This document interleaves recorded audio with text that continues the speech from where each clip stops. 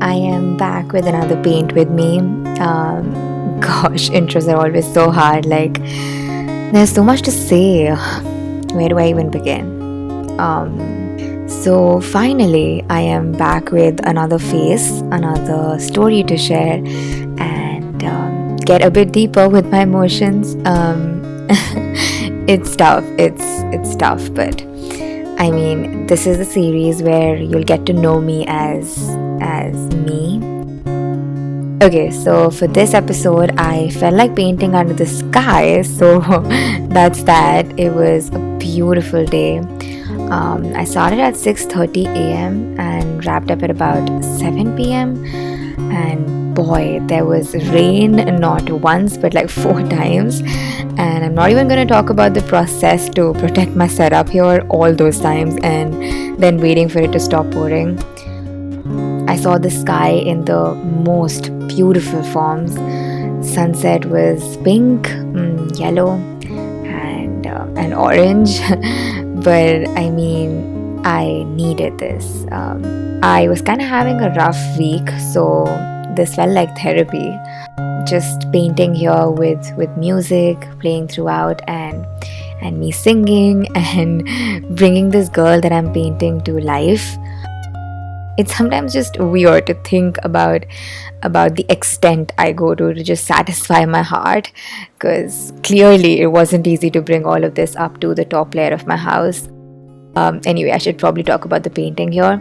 So if you have watched my first episode, you will know that I am making a bunch of faces for this first series of Paint With Me. For this one, I basically mixed a bit of pink, like a permanent rose shade to be more precise, to burnt sienna. So you'll see a tint of that in both the shadows and the highlights. And to add in a pop of color, I wanted to make her eyes blue this time. As I said earlier, I like the edges to be kind of undefined and blurry. Plus, I don't want to focus on anything other than the face, because that will just take away the essence of it. Oh, those clouds that are passing by in this motion. I mean, doesn't show the hurdles I face while painting this painting, but I mean, good things don't come easy, right? Don't stay away for too long. Don't go to bed. I'll make a cup of coffee for your head. I'll get you up and going out of bed. And I promise that one day I'll feel alright. And I'll make a cup of coffee with the right amount of sugar. How you like it? How you like it?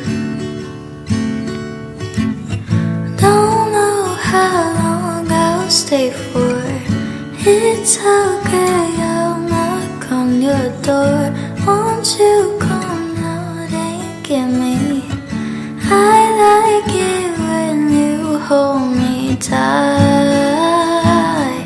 You make me feel nice.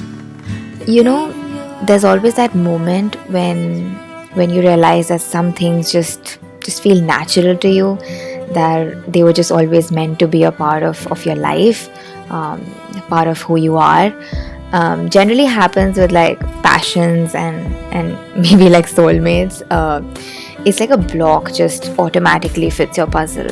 I don't know if I'm making any sense to you right now, but that happened for me while like with painting. I was very little, like really little, about 8 maybe, and my elder sister had this summer holiday school project and she was loaded with it. So my mom has always been our teammate in everything, and she told me, yeah, an 8-year-old kid, I mean, I wonder what she saw in me to be capable enough to give a helping hand when I had never even proved to be able to draw an apple.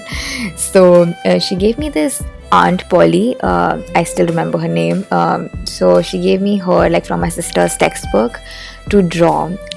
So I went to the room, putting down that reference picture from the book and a blank A4 size sheet, not knowing what would come out of this, but just happy that I got to be a part of the team. And there I started drawing, and damn, it came out so well. I mean, with no sense of proportions and no sense of human body.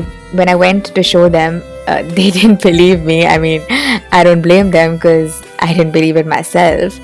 But yeah, that's where it started, and here I am.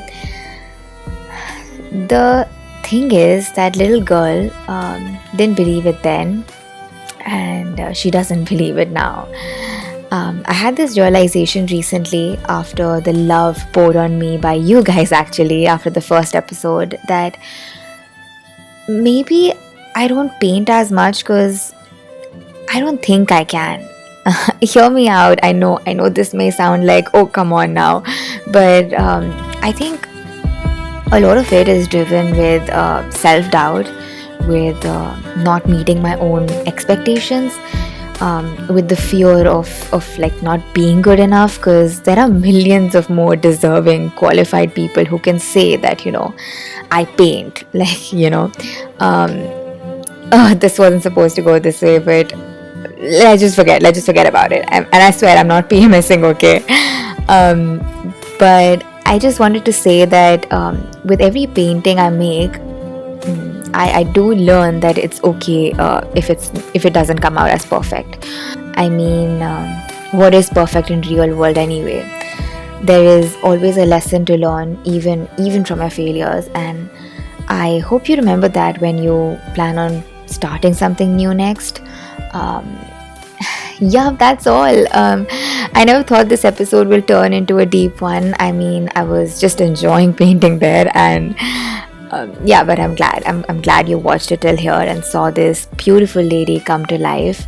I finished it with a few yellow leaf pieces falling on her face.